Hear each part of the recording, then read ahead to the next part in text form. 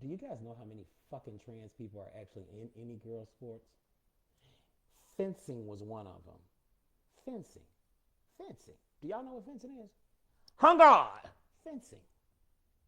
So we worried about the three trans girls who are in Olympic fencing. That's what we worried about. See, no, that's not what we worried about. It's called a dog whistle, y'all.